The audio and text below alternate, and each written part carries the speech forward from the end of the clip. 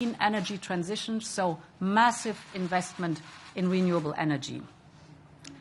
Fortunately, we do have already the foundation for doing this in place, because we have, as you know, already embarked on a transformation of our energy system to become climate neutral. This is the famous European Green Deal. And this European Green Deal and Fit for 55 was already ambitious. But today we're taking our ambition yet to another level to make sure that we become independent of Russian fossil fuels as quickly as possible. This whole approach is Repower EU. So Repower EU will help us to save more energy, to accelerate the phasing out of fossil fuel, and most importantly, to kickstart investments on a new scale. So I would say this will be the speed charging of our European Green Deal. To start with the most obvious, that is energy saving. Energy savings are the quickest and the cheapest way to address the current energy crisis. We will therefore increase the EU energy efficiency target for 2030 from 9% to 13%. Then there is the massive investment in renewable energy, the biggest task. Here we are increasing our target for 2030 from 40% renewable energy to 45% renewable energy. And in Repower EU we come with a whole host of actions to scale up and speed up the clean energy transition. I want to give you a few examples. We are, for example, proposing to speed up the permitting procedures for renewables. As you might know, today it can last 6 to 9 years to have the permitting process ready for a wind park, for example. We now want to define go-to areas and make sure that there the permitting process is down to 1 year. The same goes for the permitting process for associated infrastructure, like grids.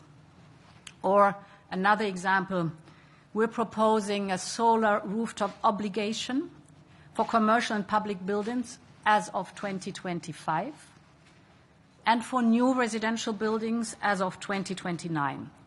I know this is ambitious, but it is realistic. We can do it.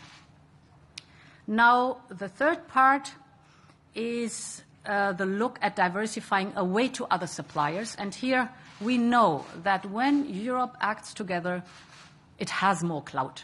And therefore, the 27 leaders agreed to set up a platform for the joint purchase, as you know, for gas, for LNG, and for hydrogen. And as part of our Repower EU plan, we now propose an operational way forward. So with a joint procurement mechanism and with a joint outreach to supplying countries. This way, we can secure the energy imports we need without the competition between our member states. That is something we do not need. Now, all of this, what I just described, will, of course, require massive investments and reforms. We are mobilizing up to 300 billion euros. Approximately 75 billion euros will be in grants, and approximately 225 billion in loans.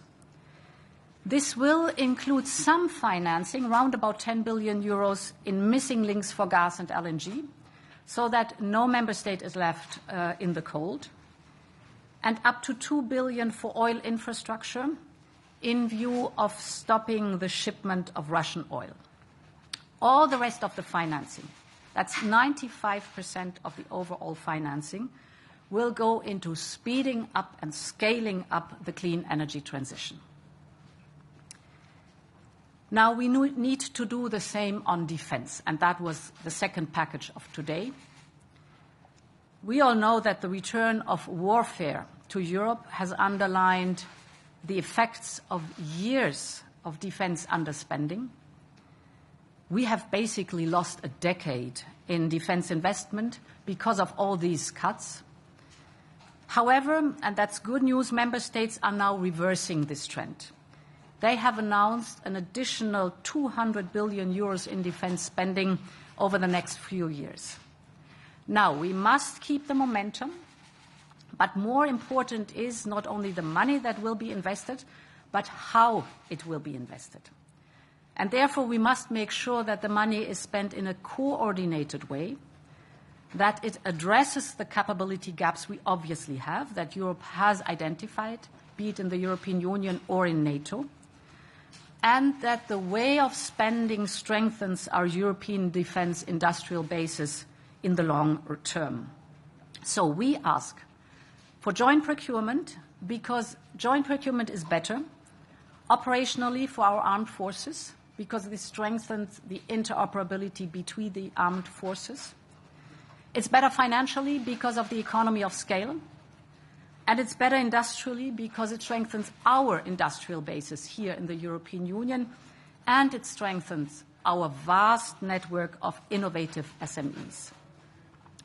For that, we will set up immediately a task force with member states to coordinate the immense needs of procurement and replenishment right away.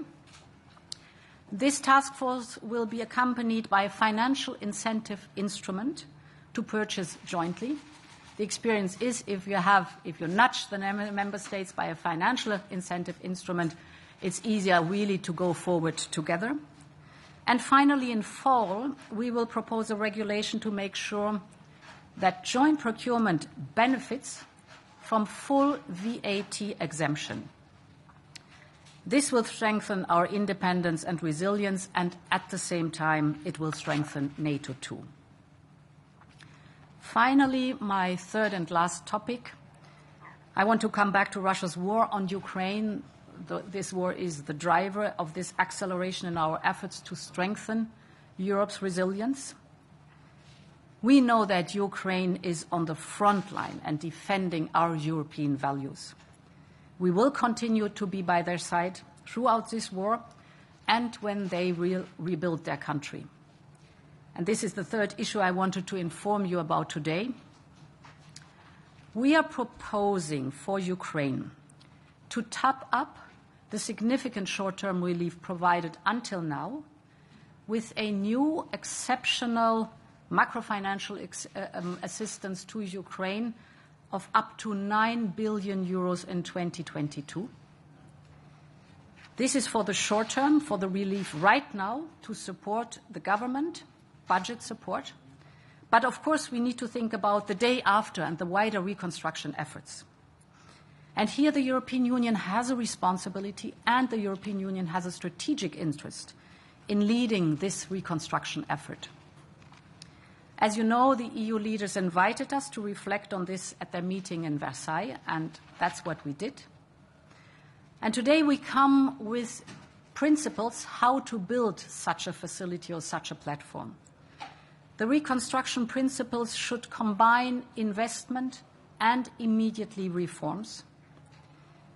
In time, these combination of investment and reform will support Ukraine in pursuing its European path. So it's very important for the accession process.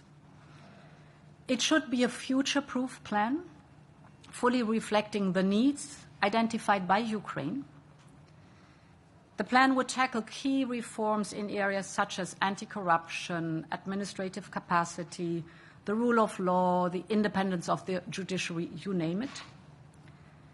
And of course, it should be firmly anchored in the green and digital transitions and the fundamental European values.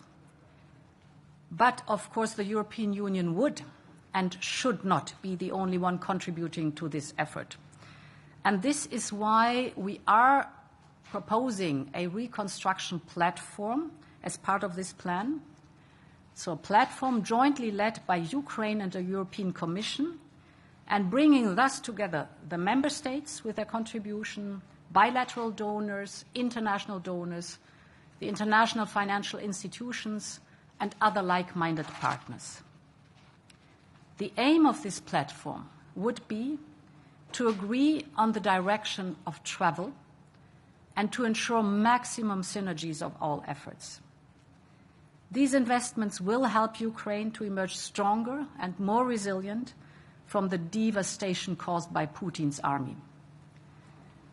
So today is another milestone on our way to more Europe. This is about seizing the moment, and this is our moment. Thank you very much.